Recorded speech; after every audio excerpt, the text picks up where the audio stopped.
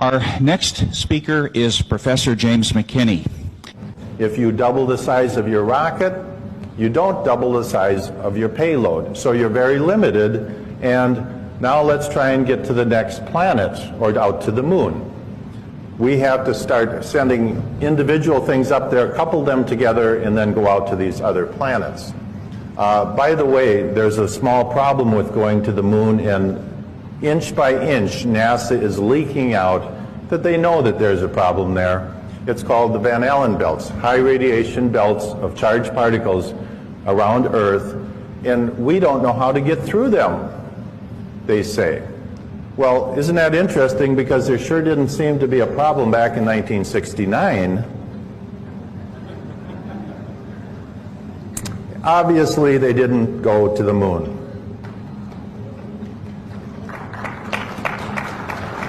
The United States did not go to the moon. The Russians knew it all along.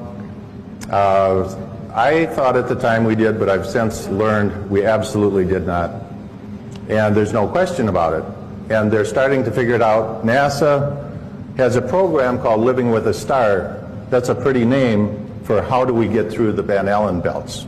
They have all their top scientists working on it. It's a tremendous problem because we do not have any kind of a spacecraft that we can send up that doesn't have metal in it. And when these charged particles hit metal, they produce X-rays. Nothing you can do to get around that. So anybody sitting around something metal in outer space in the Van Allen belts is going to be French fried. And so that whole thing was a giant hoax. And you have second and third tier scientists in the United States who are running around saying, oh, yes, we did, yes, we did. But the very top level people, what I call the tier one scientists, the Black Op Mill scientists, know for a fact we didn't go. And it's a real problem. They don't know how to get through there.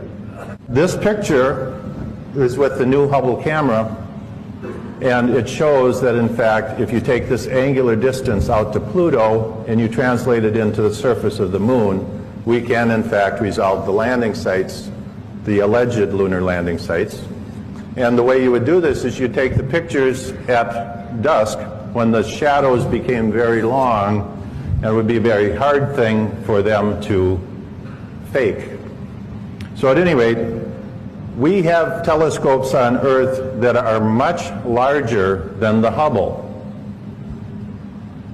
Much better resolving power. So why, you would think these astronomers would be chomping at the bit to show you those lunar landing sites. And look at the incredible resolving power of this telescope we have here.